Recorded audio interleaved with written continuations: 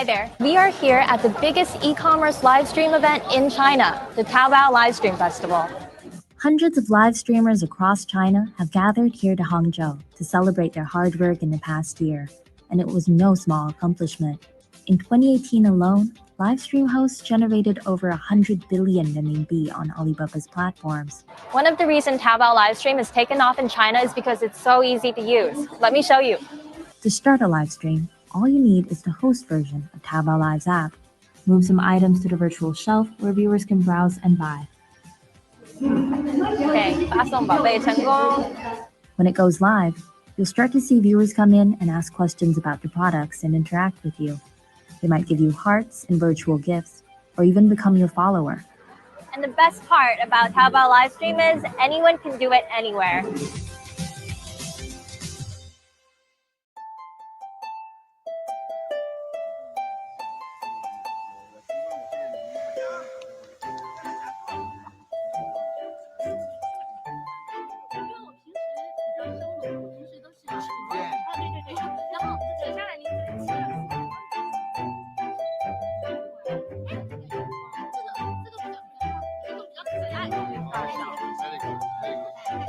I'm very happy because I was looking for this.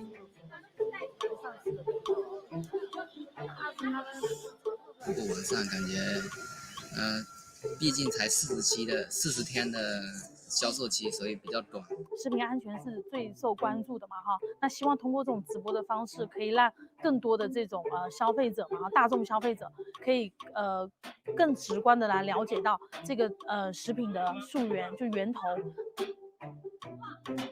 看到没有，已经是冬天了，但是大家看过去呢，一片是绿油油的。让我们多多介绍一下。哎呦，你们怎么懂那么多啦？你们这么懂。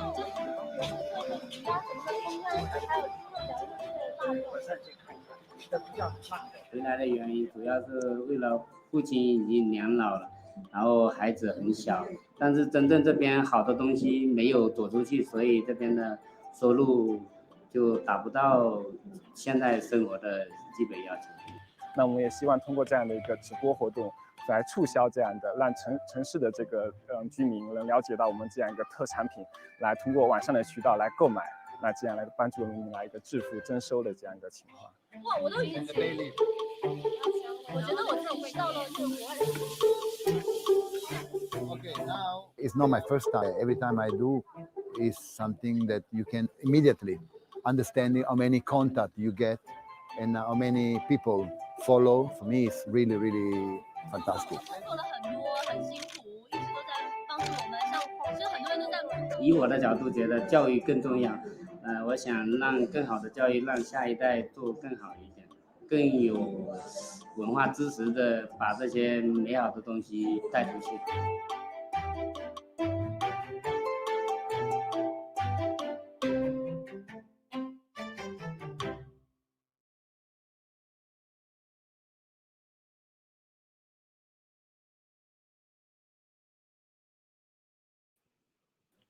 All right. All right, we're live. Okay, hey guys, welcome back to just another episode of POPCON's Just Langgar show. Now, I hope you guys are doing great because this week we've got 2 episodes. And of course, today is one of my favorite ones where we talk about all things China. Well, maybe not quite about all things China, but specifically marketing opportunities in China. What has changed post-COVID-19? How did consumers change? How did marketing change? And how did business models change, if they did change? And of course, my favorite topic is live streaming and how it's booming in China and how and what's next. And well, we're going to be talking about everything live streaming. Okay? Yeah. So anything you want to add, Amin? Yeah, this is like an ad hoc session because the guest that we have is like so awesome, and we felt that it's very difficult to get her. And we just jump into the opportunity the moment she commit to the timing and all that. And yeah, let's do it. Let's just do it, right? Usually we have our session on Thursday, but then we say, you know what? Just screw it. Let's just do it today. Just Langgar. Yeah. So that's why we have the session now, right? Okay. So without further ado, are you guys ready for an awesome episode? Because if you are, Amin, cue the intro video. There you go.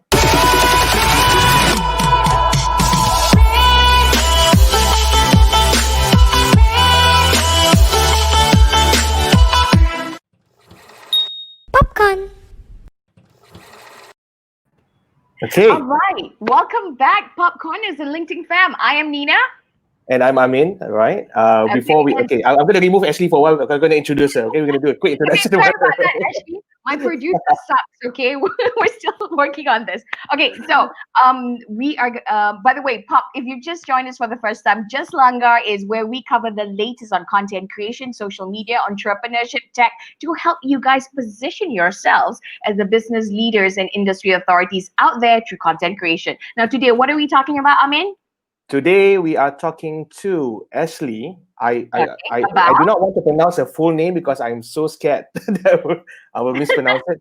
But she's a marketing expert for anything has to do with China market. She's the founder of otherwise. This is like I've not met her yet, right? The moment she jumped into the call just now, I said this is the first time we went live. Yeah, so we're doing it Oprah style. Yeah, that's what we're doing. Oprah never meets a guest. So this is thank you, Ashley, for pushing us into this, but we're excited, kind of thing. Yeah. So now let me introduce you to our speaker. Before that, if you guys have any comments, whatever, please say hi to all of us in the comment section. If you have questions, we'll get Ashley to answer it for you. Okay. Yep. Now, who is our speaker? Well, in true popcorn style, of course, we've got the best speaker to speak about this topic because we're popcorn. #it pays to present. But we are so humbled actually to have a renowned China-speaking expert join us today. She's an entrepreneur, not just an entrepreneur, she's a best-selling author, professional speaker, and vlogger. She's also recognized as LinkedIn's top voice in marketing 2019 and chosen as an Asia-Pacific's top 25 innovator by the Holmes Report. She's the founder of China-focused social media agency Ella Rice and China Insights and training company Chozan. Probably pronouncing it wrongly, but Ashley basically runs the world's #1 YouTube business vlog about the China market, consumers, and social media at Ashley Talks. And she's the author of not one Amazon bestseller, but 3. We're talking the Unlocking the World's Largest E-Market, Digital China, working with bloggers, influencers, and key opinion leaders, and the new retail Born in China, going global. So ladies and gentlemen, please give it up for Ashley Galina Dudarenok. I hope I'm pronouncing it correctly. Wow. Absolutely phenomenal, guys. Woohoo! Thank you so much for having me on the show. I'm so excited. Excited as well. So how do we pronounce your name? Yeah. You did it justice. It's Ashley Dudarenok. Yeah. Oh wow. And where are you from actually? I mean, I know you're based born in Russia. Right. I was born in Russia. Okay. Yes, and I relocated to mainland China when I was 17. So basically I'm Asian by now. Yes, indeed. Wow. Okay. So you are a China marketing expert, founder of China-focused social media agency Ella Rice, right? And China Insights and training marketing company Chozan, right? Right. Ella Rice and Chozan. That's okay, Ella Rice and Chozan. Okay, welcome to the show. Now, before we go into the questions, again, feel free to comment, say hi. Now, first things first, Ashley, in your own words, can you share with us a little bit about yourself, how you started, and what you do today to help businesses or individuals? That's right. So I've started, as mentioned, with my move to China when I was 17. I got to learn the beautiful language, and I went to university in mainland China to study business and economics. And I was absolutely captivated and fascinated by the speed of development in China, and of course, a very unique digital environment. Back then in 2000, I would say 5, 6, 7, this is exactly the time when all the, social media was basically springing around the world, and where China was also carving their own very unique way, started to carve it out, which became an even more interesting environment in 2009, 10, 11. So basically being in China during the time of this change and being part of that change was extremely exciting. So I decided to link my professional life with this market, and since then I've been working in the China digital marketing space. And it so happens that China's digital marketing, the centerpiece is social media. And right now, as we're going to talk today, social media is not just for fun and for branding, it also sells. So it's basically a merger of social media and commerce, and how e-commerce companies becoming social media platforms as well. So that's what I'm doing. I've been living in Hong Kong for the past also 10 years. Wow. And I run 2 companies that focus on mainland China market. Most of my team is Chinese, and yeah, we're absolutely rocking it. We're educating the industry with the books, with the training sessions, with a lot of free resources online, on LinkedIn, on YouTube, on Instagram, etc. And essentially, in terms of the business, we do training, we do resources, we do consulting, and of course, through Ellery's, we do execution for big brands in the mainland China market. Right. That's fantastic. Sounds like you've got like a whole media, you're going to be a bit media mogul soon, you know, kind of thing. Congratulations. That's the plan. Yeah, that's the plan. Yes. Okay. So before COVID-19, perhaps you can share with us, because I think most of us don't even know how huge China is, or how the social media works there, or the marketing. Could you share with us, before COVID-19, what was the China market like? What were the modern habits or latest trends for modern Chinese consumers? So essentially, since I believe 5 or 6 years back, everybody who is doing business globally and internationally was looking into the China direction, if they were not doing business in China yet, because for the past, if I'm not mistaken, 5 or 6 consecutive years, China was #1 online retail market in the world, and #2 consumer market globally after the US. So the rise of middle class is the story of our generation. And it's not only Chinese middle class, but it's the whole Asian middle class that is rising. So all these trends, they have not started yesterday. They've been there. And we have seen, you know, Chinese travelers going around the world. We have seen Chinese consuming more than 50% of global luxury. We have seen, again, Chinese millennials totally transforming, let's say, cosmetics and beauty industry, because young boys at 19 suddenly decided that they also want to put eyeshadow or lipstick on their face, and that totally revolutionized the way we do business and the products that we develop as, let's say, cosmetics industry globally. So that is what China was. It was a driver for a lot of industries. It was the focus for, I would say, most B2C focused industries. It was also the place where a lot of trends started to be born. Not only, you know, Chinese adopted and followed the trends of, let's say, Western counterparts, or even Asian counterparts, such as Korea exported a lot of their culture. Japan exported a lot of their, you know, their culture, movies and pop culture. But Chinese started also leading the way, and that was absolutely fascinating. Like, you tell me what is not, you know, even ice cream, even such general industry as ice cream. Where is the most ice cream consumed in the world? In China. And talk about beer. Where is the most beer consumed in the world? Again, it's China. So that's what China was like. It was not the place where you go to purchase things and sell them online, you know, for cheap manufacturing. A lot of things in China are obviously changing, and I believe most of the business people in the world realize that already. So it has been, before COVID-19, the place where businesses and brands went to do business, to sell, you know, to those consumers. Okay, because the market was huge, and it was the rise of the middle income, right? Kind of thing across Asia, right? So, what were the digital media landscape like, or in China before COVID-19, and how is it different from the rest of the world? Because it's like its own thing, right? Absolutely. So since about 2010, I would say for the past 10 years, there's been a gradual decoupling of the global internet and digital ecosystem that we're building, you know, elsewhere in the rest of the world, and Chinese. And a part of it is, of course, because of the Great Wall of China, the digital Great Wall that is operating under its own rules.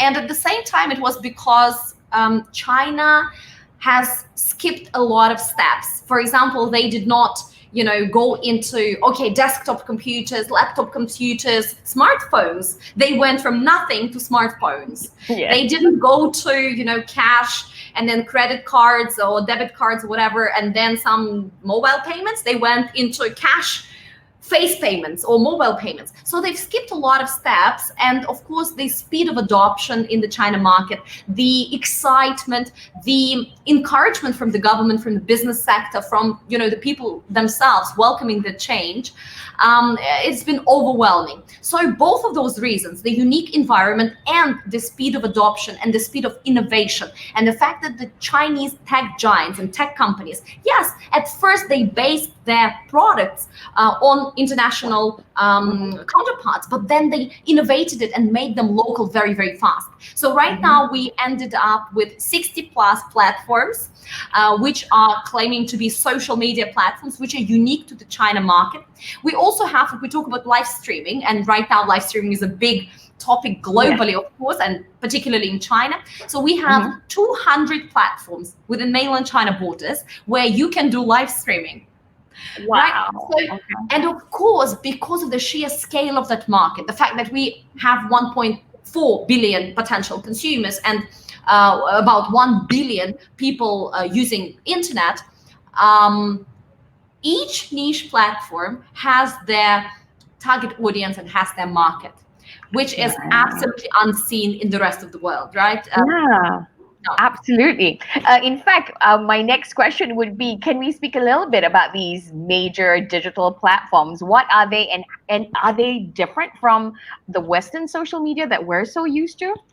Absolutely, they're very, very different. And I'm just going to cover the most common ones that people probably have heard.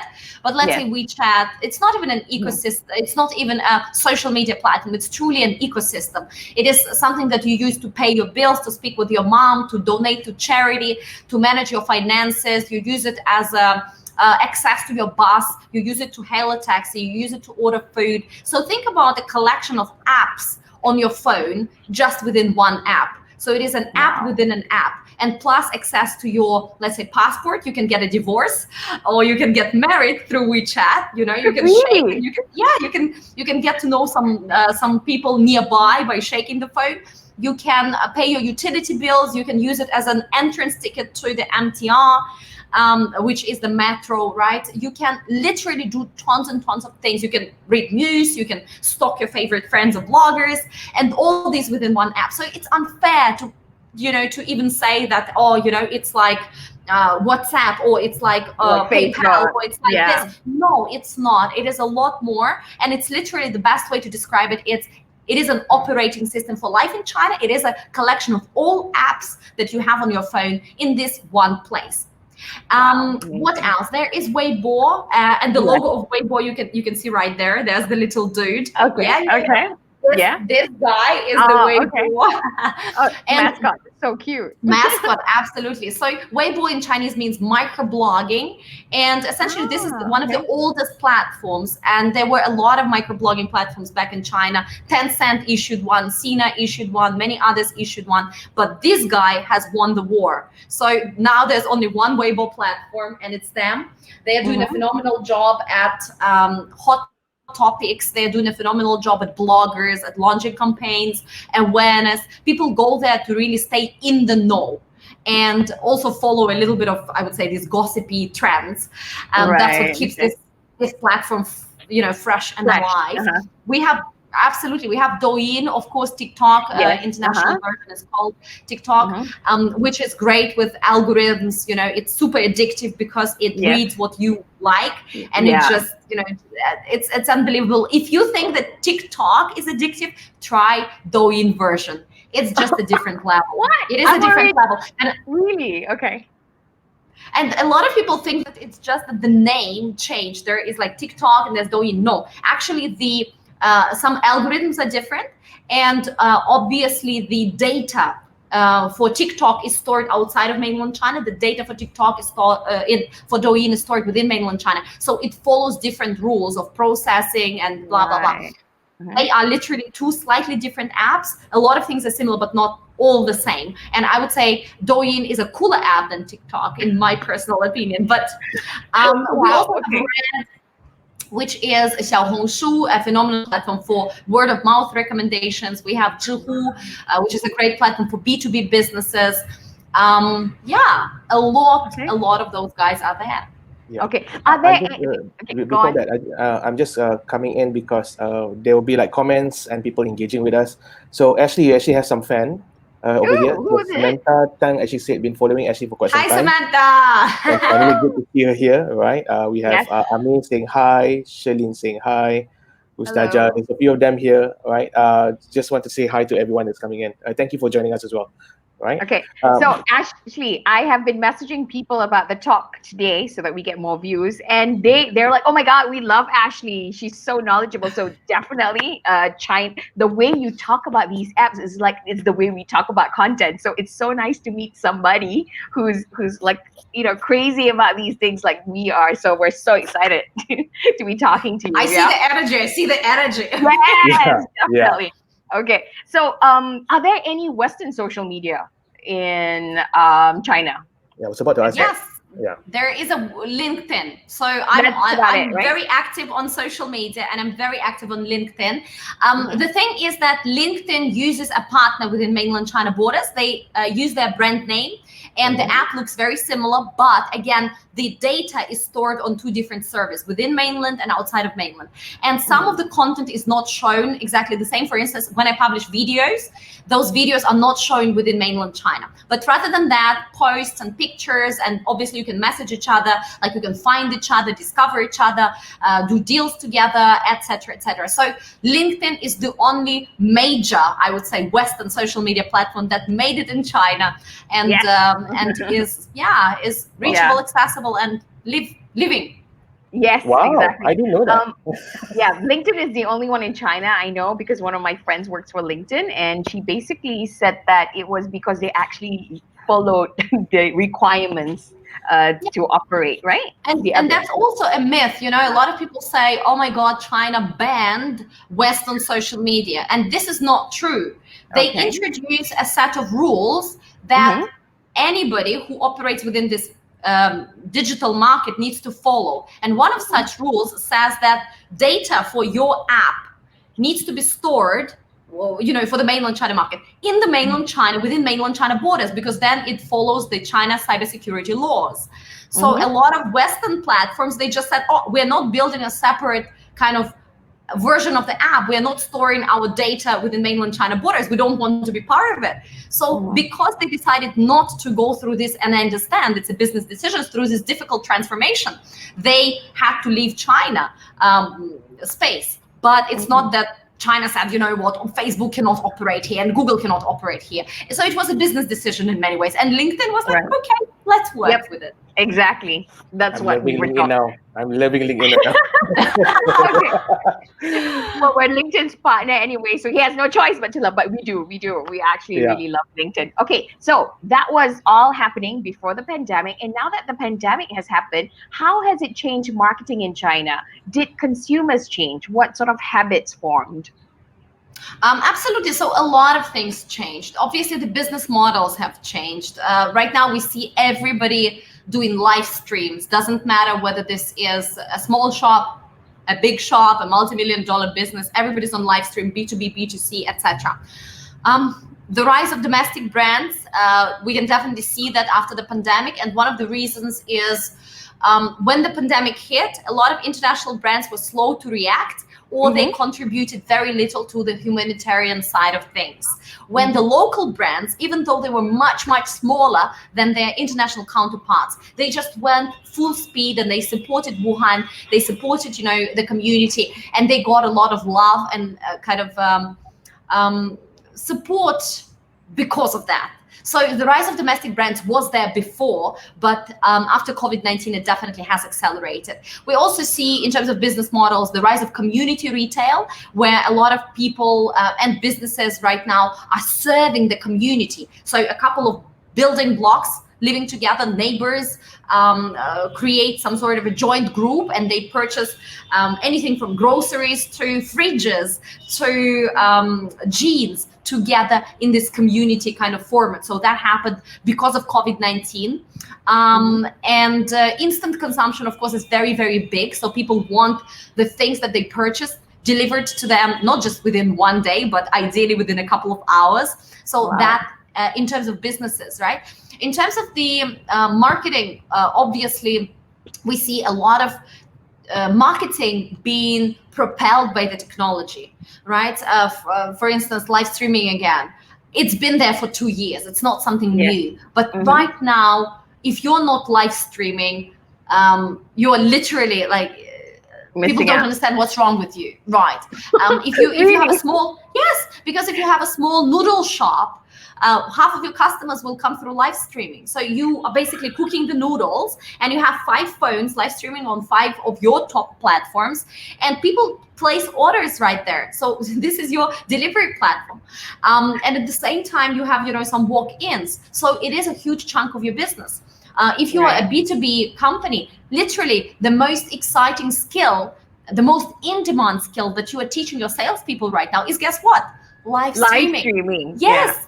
Okay. Because as a salesperson, you cannot operate without knowing how to look good on camera, how to throw in the right trigger words. You need to rewrite your scripts. You need to be animated. You need to be educational, entertaining, and blah, blah, blah, all these things. So, of course, marketing is also becoming more merged with e-commerce, and marketing is becoming, I can't say that it's disconnecting or divorcing from real world and offline. It can't be, but it definitely makes it, it just merges with it. It merges with it. Right. Okay. So live streaming. Why do you think live streaming works in China? Do you think it's because it's the culture, or do you think the technology as well supports it? Because, definitely technology in the platforms as well, right? I think. Right. So there's a couple of things. First of all, in China, nothing happens without a strong support of the government. And the government has been quite phenomenal, I would say, in many ways, because they see they show the direction, and the direction is very often very forward-looking, with a lot of tech, with a lot of push for growth. And the China government understands that consumption is extremely important to keep the country on track. So that is why in the past many years they were supporting consumption. How can we, introduce cross-border e-commerce businesses? Because it's difficult for international companies to drop ship in China. So how do we support that? How do we make sure that internal consumption within the country, is open up? How do we support our farmers to sell merchandise, not just through distributors, but how can we give them this opportunity to sell directly to consumers? So because they understand what is happening and how they are connected with people in China, and they're connected with the big direction for technology. China is essentially every 5 years gives the big kind of areas to focus on, right? This is called the 5-year plan. And at the same time, every year there is this kind of report, big government report, where Xi Jinping or any other head of state, after him or before him, comes in and says, guys, this is what we've done, and this is what we're planning for the next year. So they constantly talk about technology. They constantly talk about, investing in some strategic areas. So that's number one. The second one, the moment China government defines the direction, the businesses, big and small, start running into that direction. You say AI, we're going to have a lot of AI research supported, a lot of money poured into AI. We're going to have companies, again, big and small, working in this area. We're going to talk about health technology. We're going to talk about creating our own digital currency. We're going to talk about, again, supporting consumption, developing domestic tourism, etc., etc. So it's very specific. And then businesses take it and essentially run with it, developing functionality and, obviously also responding to the consumer sentiment. And the last, I would say, very important aspect in that equation is, of course, the consumers. Right. Chinese are very adaptive. They are very interested to learn. They're very interested to, to basically, they don't want to be left behind.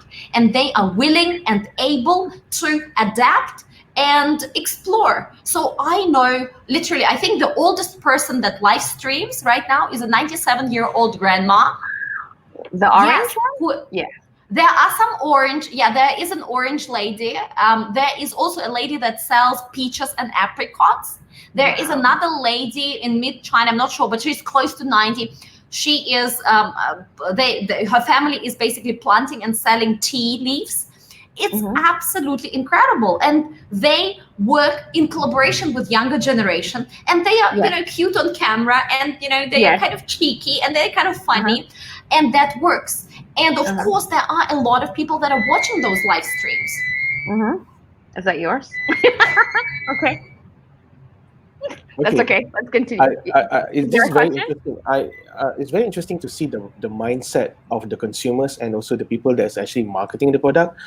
I'm curious to know what contributed to the shift of mindset from a country that has like nothing, right? That's like far beyond in terms of technology, but now they're like dominating and they're like leading the way.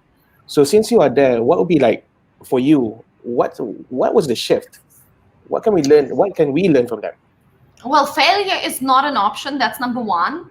The second slogan, I would say, perfect is not fast enough. That's another slogan, which means you launch it and you just implement it and you see and you adapt it on the way. And I would say a lot of businesses in China, they operate in a very opportunistic way, including technology. For example, talking about Xiaomi, I've mentioned that a couple of times previously. Xiaomi as a company does not have a strategy.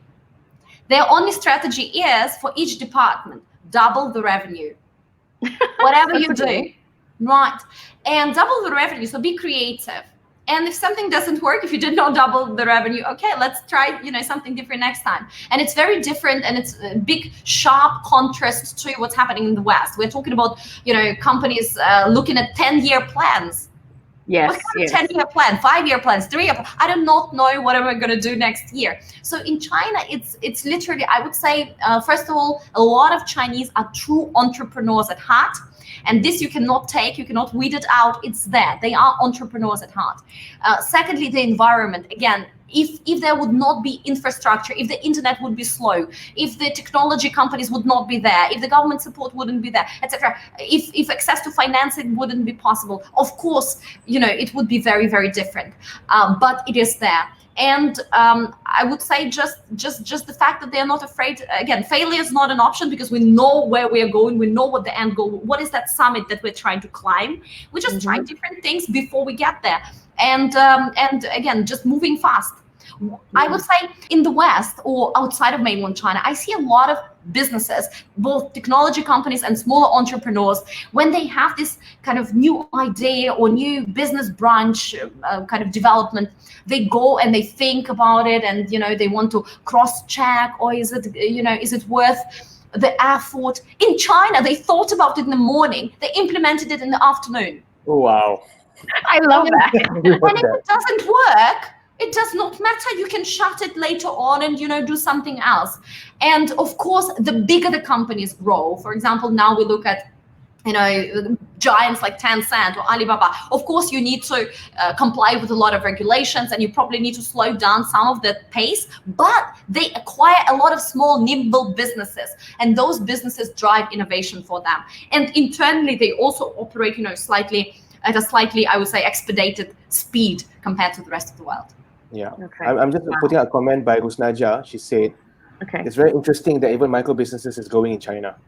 Absolutely, micro businesses. And right now, especially with the introduction of what's it called, the retailers, like street vendor economy, right? So in China back in the day, for those of you that have been there, we had those unlicensed street vendors selling everything from xiaokao, those barbecue lamb chops or whatever, to merchandise, to fruits, to whatever, right? But then a couple of years back, it was literally virtually shut down. There was always this hide and seek, Tom and Jerry going around in the cities. The moment you see the person carrying merchandise, the police, tries to capture them and basically shush them out. Not really scary kind of things, right? They would just shush them out and send them or drive them outside of the city limits. But still, it was, it definitely was not allowed. So right now, because China was obviously heavily, like the rest of the world, impacted by the COVID-19. A lot of people have lost their jobs. Factories were shut down, restaurants were shut down, retail stores, etc. And China has shown how connected they are in many ways to the troubles of ordinary people, of those that probably earn 3,000 to 5,000 RMB a month, if at all, and need a viable alternative to survive. So they allowed unlicensed street vendors to basically return to the streets of major cities in China. At first, they rolled it out in 30 cities across the country, and they are going to be rolled out, I believe, across the whole country within the next couple of weeks or months. And this is beautiful. So right now on the weekends, we can go out and we can have, we can actually see those vendors innovating, students trying to pay for their tuition fee by doing this kind of part-time jobs. It's very, very interesting. And yes, micro businesses are also leveraging a lot of those tech capabilities. For instance, during the pandemic, previously on Taobao Live, you had to fit a couple of boxes, right? You had to have X amount of followers, X amount of products sold in order to open this feature to live stream. But during the pandemic, they absolutely, basically they took down all of those requirements. So anybody could start live streaming. And a lot of farmers took this opportunity and started live streaming, right? And a lot of students and a lot of even kids selling like DIY things. It was very, very, very interesting. I believe that we had more than 700,000 new live streamers registering for Taobao. Wow. Or was watching Taobao Live. I'm gonna cross-check the numbers here. Okay. As a result of the pandemic, 700,000 came on board? Yeah, so I'm looking right now at the numbers. You probably need to give me a couple of minutes. But essentially in February, we had the biggest increase of users signing up to Taobao Live. Wow. Okay. So because of all these things are happening, so marketing strategies have of course changed as well. What would you advise businesses, or new business models? How does it work now? Right. So the most important thing right now is for sure making sure that you revise your marketing plan for China. China is an extremely expensive market. It was that already years ago. So it is expensive. It's not cheap. You're not going to get the same ROI, on Facebook and on WeChat. It's just impossible. In China, very often you do marketing for the first year or year and a half with a negative ROI if you are a new brand. Why? Because it takes a lot of activation energy to break through the noise. And this is an investment. And very often when you make a sale, let's say on live stream, a lot of people have this kind of fantasized, romanticized idea of a live stream when people are talking and selling products and making a lot of money. Well, very often on live stream you're actually losing money. Every time you sell a product, you lose money.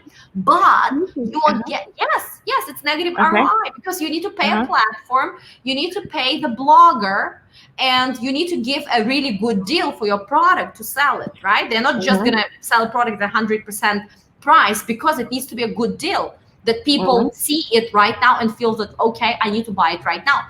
So you are most likely losing money with every sale. But how you're going to make money is when these people whose data and insights and connection you have collected, when they do a repeat purchase. Sometimes it is the second purchase. Sometimes you are even going to only start making money on the third purchase with the same consumer.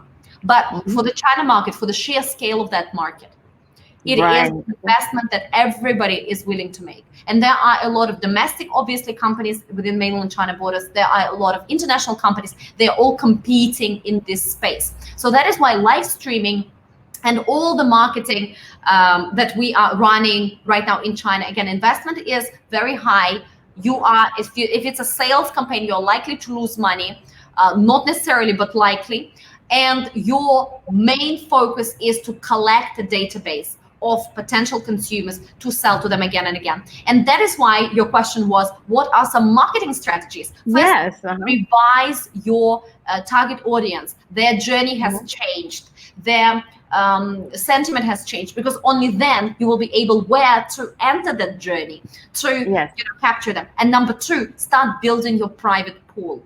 Private pool is a private traffic, your private group of consumers whom you can reach all the time without advertising. So if I want to sell to somebody on Taobao, I need to pay Taobao to, you know, advertise to them. Otherwise, nobody can discover me. If I want to sell on Weibo or Douyin, same thing. You need to pay bloggers. You need to also sponsor their advertising. But if I have, let's say, my own private WeChat group, where I individually input people into that group, and every time I have a new edition of these pens, new color, I publish in that group, and people say, oh, I want one. This is my private traffic. And this private traffic can be built on WeChat, it can be built on Taobao, it can be built on many other platforms. And that's the big buzzword right now in the China digital marketing world, how to build your private traffic, because it's not easy, it's one by one, it's a lot of, you know, operation, but it definitely saves you money long term. And a couple of companies like Watson's, for instance, they did a phenomenal job with building their private traffic and operating that private traffic during COVID-19 pandemic. Wow. Okay. Sounds good. I like that private traffic. Okay. Are there any examples of businesses who did super well that you could share with us, like case studies or whatever, and what did they do, and maybe for different industries? Right. So I would say in terms of, again, let's say private traffic, I've just now mentioned Watson's. So when the whole country was on lockdown, meaning you couldn't really go out and, you know, visit Watson's to buy your shampoo, they would create, before the pandemic, every time you come into Watson's, they would have a QR code that you scan to add a personal sales assistant onto your personal WeChat account. So for example, there's a lady who is serving me in Watson's and her name is Ella. So I would add Ella onto my WeChat account, and me and Ella are connected as friends. Ella's WeChat account is connected with her company account, with Watson's account. So even if Ella leaves, all this data, all this basically relationship will be kept with me.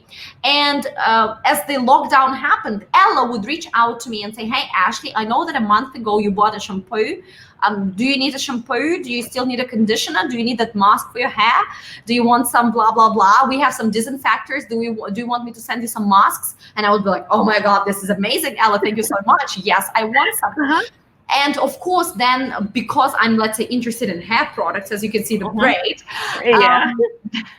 they would put me in the same group, WeChat group, with other people interested in similar products, or in the same group with people living near me, nearby, just like my neighbors. And they would run this group, constantly giving us some recommendations on, you know, new products to use, etc., etc. Besides all that, Ella would have her own publishing schedule where she shares her daily life. At the same time, she shares the new arrivals, you know, of Watson's, pharmacies, etc., etc., talking about her. So I watch her as a human being, as a person. But also she slowly and gradually injects that advertising into my daily wall scroll, which is very organic and it's very personal. I can chat with Ella one-on-one, and I feel very very special. And at the same time, you know, I can order with her, and my delivery can be delivered to me within 30 to 60 minutes, which is incredibly cool. So they did well. Watson's really captured that opportunity. They did well. In terms of other industries, I mean, this is a, let's say there was this I have a question, but that is definitely supported because of the WeChat technology, right? So in a way, they've built their mini program on WeChat, and they operate this private pool within WeChat ecosystem. Right. Okay. Wow, that's amazing to hear something like that. Kind of thing. Okay, we have a question from Annalisa. How should we respond to the ban of Huawei? Because, you know, with a 5G tech by US and now UK, who is turning to Japan for 5G, will the rest of China tech be seeing this ban spread as well? I guess. Well, I cannot comment on the political movements and who will ban who. Obviously, right now, this is a much broader picture, and we all understand that this is a more political statement than anything else. I would not be surprised if the bans, especially with the US, will continue. At the same time, I hope that they will not. We will see what's the election, you know, in November is going to determine in that market. But essentially, we definitely see the two ecosystems or the two internets emerging. One is the China unique kind of ecosystem, and the other one is the rest of the world. I would say that Chinese technology will still be the most, it's just the fastest, the cheapest, and also the most tested ones, just because they implemented at such a scale. I believe that this technology, including 5G technology, by the way, China already started working on 6G, when the rest of the world is still like, oh my God, what are we doing? China, together with 3 other tech operators, they are building, they experiment. And what is 6G? It's about holograms being injected into our daily lives, that everybody is literally is watching their own picture. It's crazy. Right? Yeah, so I'm waiting for that. Me too. It's like Ready Player One coming to life. Yes, exactly. Yeah, absolutely. So China is definitely going to continue developing, and I believe that their technology will still be welcome and will still be adapted in many countries across Southeast Asia, Africa, and potentially Latin America. The rest of the world, as we see, these are political statements, and we cannot really comment how they choose to either ban or accept China technology. But I think what will be interesting to see is the response of the consumer, or maybe the response of the vendors that's facing this. They're okay, fine, ban and all that. We're still going to go forward. Actually, for Huawei, I would say, because I've known Huawei team for quite a long, and we work together on a few marketing related projects, and I could say for Huawei nothing changed. They say, okay, well, something is going to be delayed by a year. You don't want to us to purchase certain semiconductors. You don't want us to spread this technology in country A or B, but you need to understand that China and Chinese companies, they always think long term. It's all about 10 or 15 year long term kind of direction and plans. So for them, they say, okay, yes, it's going to be a difficult year, or okay, we're going to delay the launch of this certain technology by, again, a year or 2, but nothing changes. So for them, I just honestly admire that confidence that we're still going to go into this direction, and we're still going to make it happen, and we know that there is demand for this product, this technology in the rest of the world. Maybe it's not for everyone for various reasons, but it's still going to be there, and we're still going to be the biggest. And I was like, boom, microphone, just throwing microphone. It's very, very, very powerful when you hear that coming from the internal team, senior management. I can tell you it's very, very powerful. It is, and I also think the China market is huge enough to be consuming everything, and all other countries are looking forward anyway, right? For that technology. Okay. So we can't do anything about the politics. That's the politics. We just focus on our business, and I think. Okay. Speaking about live streaming and how it's booming in China, what would be your top tips for winning traffic when it comes to live streaming? I think for live streams, first of all, it needs to be entertaining. And that's what a lot of people are shying away from. As I mentioned, a lot of live streams in China are done with the purpose to sell. And yes, it can be like, like this old TV, sales channels that we had in the US in the 90s. Yes, but that was exactly this pen or these underpants, or look at my ring, this ring today and all today. Yes, great, but that was pure sales, and that was very commercial and transactional, and they were sort of trying to establish why this is such a good deal, and why, and showing you and demonstrating and selling. In China, it's a lot more, because it's launched on social media, it's a lot more entertaining, and something that captivates people to watch, and then you inject the product, and then you also showcase how you an expert and how you trustworthy. So it is professional, so you need to be, trustworthy, and salespeople usually are. You need to know your product, you need to know your, your thing. At the same time, entertaining, and at the same time, again, having a sales link. So I believe that, how a couple of years back we were all saying that we are all in sales. Doesn't matter what you do. We are all selling something to each other all the time. If you want to go for dinner and eat sushi, you are selling your husband sushi right now because you are essentially, constantly in this negotiation. So yes, we are all salespeople. We are selling things to each other, ideas, products, etc., all the time. But right now in 2020, we are all also in show business. Yes, that's we so are true. all in show business. You need to have your own personal brand. You need to have your own live streaming channel. You need to be comfortable with putting yourself out there. You need to be comfortable with videos, with live streams, etc. So it's not only in business that we are all salespeople, but we are also all in show business. So welcome to 2020. I think we kind of always preach this, that all businesses, whatever business you're in, you're now a media company, whether you like it or not. Yeah, that is true. Okay. Yeah. We have some questions. Okay, go on. Yours first. No. Go with the questions. So Johan is asking, are there any upcoming trends or apps in China that you think may soon start seeing more uptake from Southeast Asia or APAC region? I'm not an expert, and thank you so much, Johan. I'm not an expert on Southeast Asia, and it's difficult for me to comment because it's such a broad region. But I believe that there are a lot of links between, again, mainland China, Chinese tech giants, purchasing habits, the fact that the middle class in Asia in general is going through a very similar transformation. When we talk, for example, to Alibaba internal team, they see very similar patterns in Southeast Asian markets when it comes to what are people looking for, what are their problems, the same as Chinese lower tier cities patterns. So I believe that we are going to see some of those very unique Chinese platforms going to Southeast Asia sometime soon. And people are being open to it. But again, it depends on a lot of things. It depends on, for example, whether Chinese companies decide to focus on outside of China, or they would want to capture the local market first. Whether, what the politics is going to be like, because this is the backdrop against which we're all operating. And of course, what are the specific needs of the consumers that we are trying to target. For example, in Southeast Asia, we have a lot of, again, uprising middle class. We have a lot of millennials that are following very similar pattern as mainland Chinese.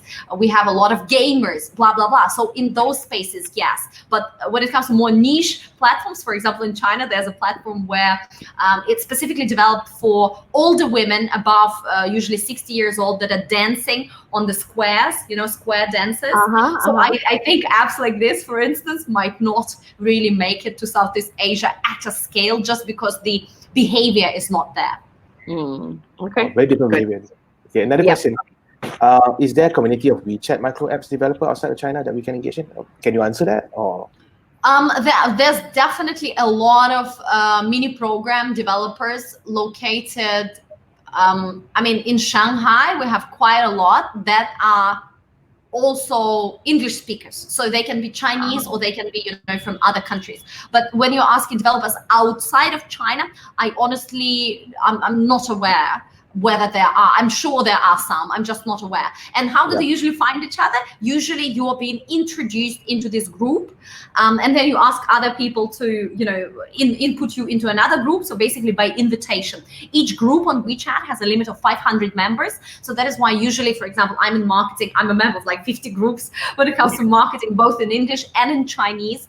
And so it's a little bit about networking, but I do encourage you to, involve into one of those. There are many such groups in English talking about WeChat mini programs, and then be introduced further, and potentially people will also give you contacts of groups located outside of mainland China. Right. Wow. So, okay, Nina, pass it back to you. We only have 10 more minutes just to be aware of. Okay. I have one question. Before we go into rapid fire, I have one more question. In your opinion, what hasn't the rest of the world picked up with respect to marketing in China, and why haven't they? What have they not picked up? With respect to, because it's moving so fast, right? So what can we learn, I guess, or what is it that they really do not know about marketing in China? Yeah, that they ought to pick up for their own market. I think what companies need to know, those that operate in mainland China, is that right now it's all about building your unique private traffic for a specific private group, right? Mm-hmm. So I believe those working in the mainland China market, they already kind of get it because it's been there for a year, like full on, very, very important. But they don't know, they know the concept, but they don't know how to do it. They don't know that they need to literally restructure some of their, sales team forces. They need to train their staff. They need to set up mini programs and, really, really restructure some of those operations. When it comes to the outside of China, what can marketers and people learn, from Chinese digital marketing experience? I would say probably it still would be live streaming, but better way to live stream and create videos, communicate through short videos. Because what I see outside of China very often when it comes to videos, it's either pure sales plug or it is a stupid TVC. I'm sorry to TVC creators, but literally my husband is watching Formula One, and every weekend during the season, I am subject to watch Formula One on the German TV channel. And every time the Formula One is interrupted, I see those beer advertising or those shaving ads or Lord knows what. And I'm just looking at it from the social media marketer perspective. They don't tell the story. They do not want, it's not a conversation with me. It's just so outdated, as if I'm watching TV in 1994. So when it comes to video, we all in the rest of the world understand that video, live streaming, similar thing. We all need to tell stories. We need to connect. It's all about content marketing, blah, blah, blah. But the execution is very lousy in the rest of the world, either sales or TVCs. So guys, get hold of yourselves. Go and watch amazing examples of what China has been creating when it comes to live streams, when it comes to short episodes, which go like a TV series, like literally 1 minute video, which goes and tells a story in like 15 different videos. Each of them is 1 minute. Wow. Learn, because this is the future of our communication. And if we don't, and this is a new way to tell a story, it's all the same things. You need to have the hook. You need to be, you need to have the enemy. You need to have the hero. You need to have this, that. But it's a different format in which you would tell the story. It's a different speed. It's a different channel. And if you are able to crack that, I believe that marketing in China, outside of China, is going to be easy, at least for the next, 2 to 3 years. Obviously, first, also very important, you need to have a community. And what a lot of marketers outside of China do, and in China they already get it, they don't usually start without a community. First, get yourself a community, people that are listening, that are loving you, that are watching you, and then start selling to them. So, don't start selling at the wall. It's not going to work. Don't start telling stories at the wall. Build your community first, and then, communicate with them through these videos in a storytelling format. So I hope that this is useful. And I do encourage, people that speak Chinese or do not speak Chinese to really just explore more on the side of storytelling that is coming from China. And without this filter, they copied everything from us, but really just go and learn. A lot of things have been, beautifully innovated. Yeah, I think you kind of answered what Marilyn is asking, which is what advice do you have for Malaysian retailers to start baby steps in emulating China to generate sales? Right? Yeah, I think you just did. Yeah, you just did that. Thank you so much for that.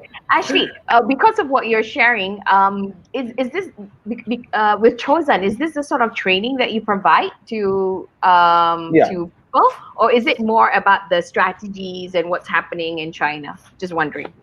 Right. So when it comes to Chosen, we do first of all the training. So usually it's the team that's already operating in mainland China, and they have their e-commerce and marketing team, and they're usually disconnected, or they only sit in their industry bubble. They don't know what's going on outside. So we come in and we bring e-commerce and marketing teams together.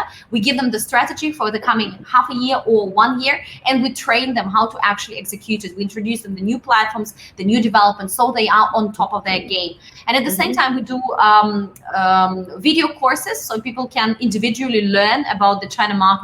We do consultations. We call them expert calls, when people just have a question, laser sharp, they want to get answered for their specific business. So we do the research and we prepare them a very clear answer on what and how they need to go ahead. And when it comes to strategy, so we also do strategy and execution, but that is happening on the side of LREs. Right. Okay. Got it. Can Okay, I that's very share your thank you. LinkedIn link, Ashley? I'm just going to share it here if it's okay for you. So that Yes. if they want to follow you, they want to find you, right? So you guys should check out Ashley in LinkedIn. I just followed her, and I think she's amazing, right? Yes, So check out the definitely link over the here, right? China marketing expert. And Okay, I'm so okay. we've got 6 more minutes left. So I'm just Yep. gonna we're gonna go through into our rapid round of questions. So just answer it at the top of your head, which I think you've been doing the rest of the show. So if Yep. a business wanted to start live streaming, what are the top 3 things they should do? If somebody wants to start live streaming, first of all, don't overcomplicate it. Just get yourself a normal camera. You don't need a professional camera. You do need a light ring. So get yourself a ring of light. It literally costs $5 to $20 US. And then just commit to 4 months. So the first one, don't overcomplicate. The second one, you need to commit. And you need to commit to minimum 4 months. If you do less than that, it doesn't count. You have not live streamed. You haven't given it a chance. Do it every day so that people develop a habit. And number 3, I always recommend before you do live streaming, understand your customer. Who are they? What is their problem? How are you uniquely positioned to resolve it? If you cannot answer those 3 questions, do not live stream. Right? And if you can't answer those questions, this is just a normal sales process, right? And the last one, the fourth step would be, don't be afraid to be silly. You need to be entertaining. I'm not asking you, to dance and jump on the table, but find a way how you can add value through an entertaining storytelling. I am just very vivid. Nina is very vivid. Yandara is very vivid. So we are kind of entertaining people just through the energy that we have. But some people, they put on unicorn costumes, and that is also fine. So just be entertaining. Okay, yeah, I'm putting it up. Be entertaining, guys, right? Thank you so much. That was really very short and succinct. Okay, what 3 tips would you give to businesses and entrepreneurs out there with respect to marketing in 2020, regardless of whether they are based in China or any part of the world? Top 3 advice. The first advice, start doing thought leadership. If you are not online, if you're not sharing your thoughts, if you don't have your pictures, your videos, your posts going onto your favorite platform, and this can be different platforms from Instagram to YouTube to LinkedIn, etc.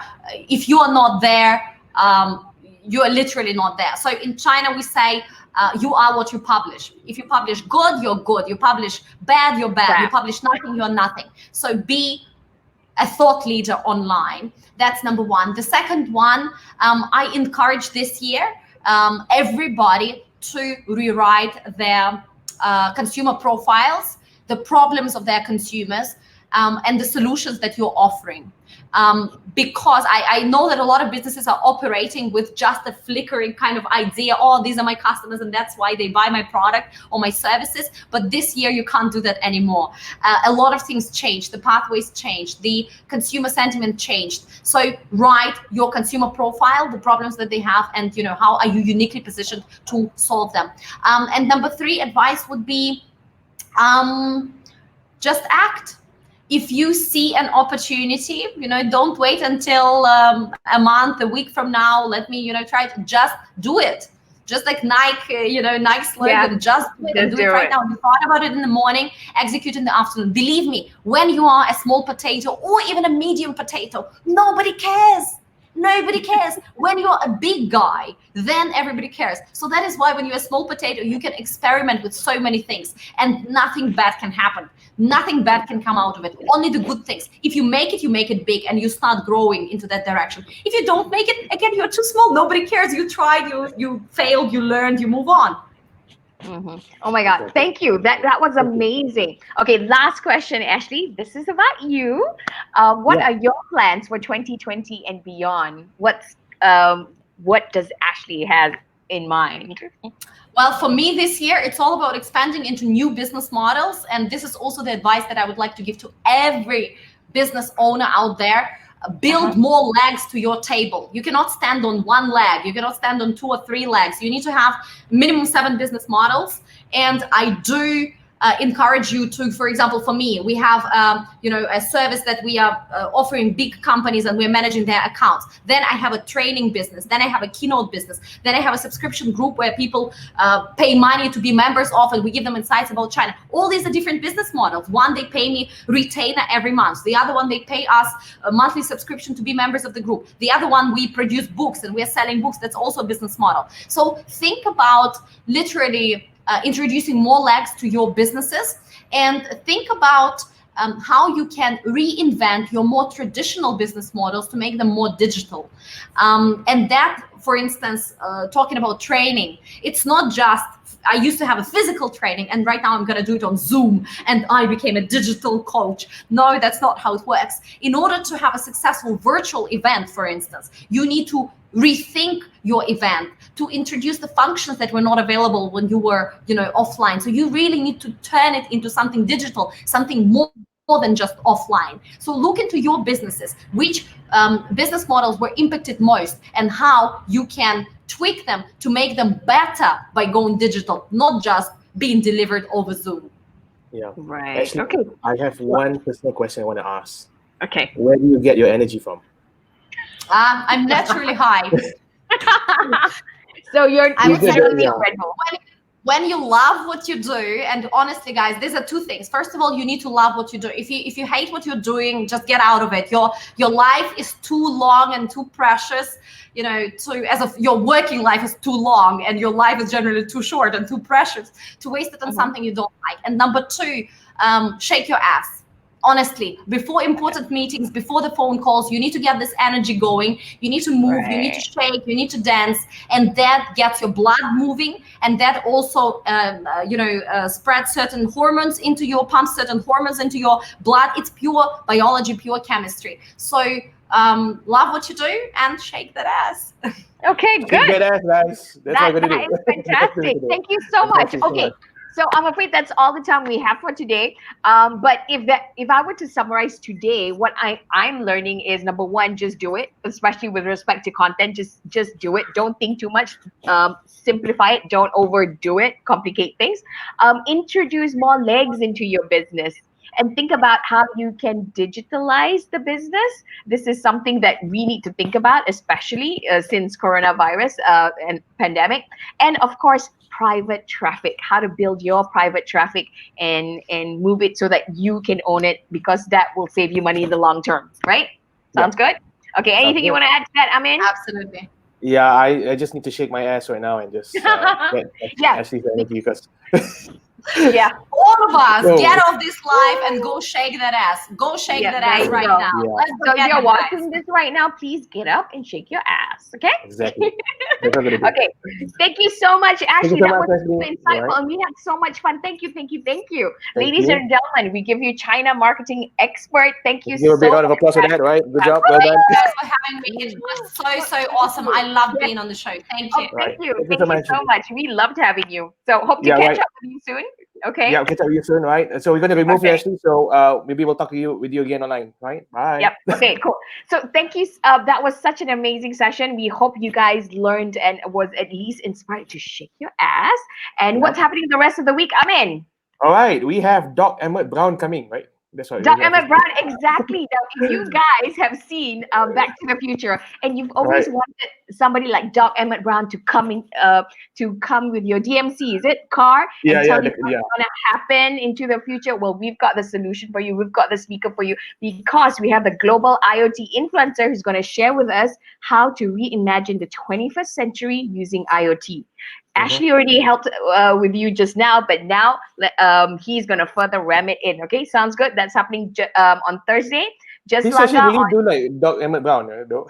Yeah, maybe for Halloween this year, maybe we'll invite him and we'll get him that look.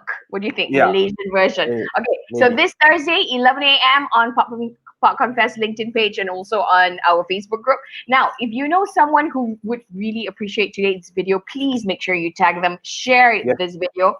We need all the support we can get, and do follow us. Give us a thumbs like. Follow us on POPCONfest on all our social media channel. I mean, you've got the links. I mean, whatever. Just we do have the links, right? So we have. It's very slow. Okay.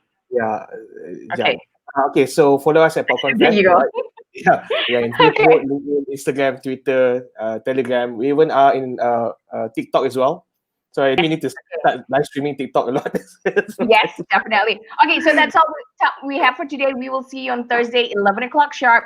And also let us know who you want us to interview. What do you guys want to learn next? Okay, I am Nina signing off. And my name is Amin. I'll see you again. And you've been Popcorn. See you on Thursday, guys. Bye.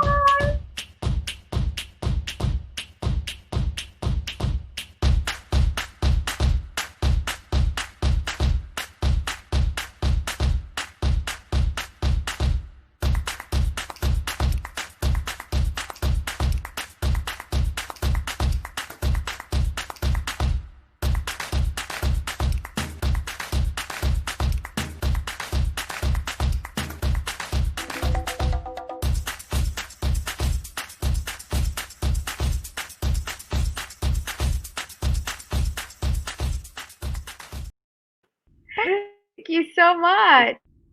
Popcorn.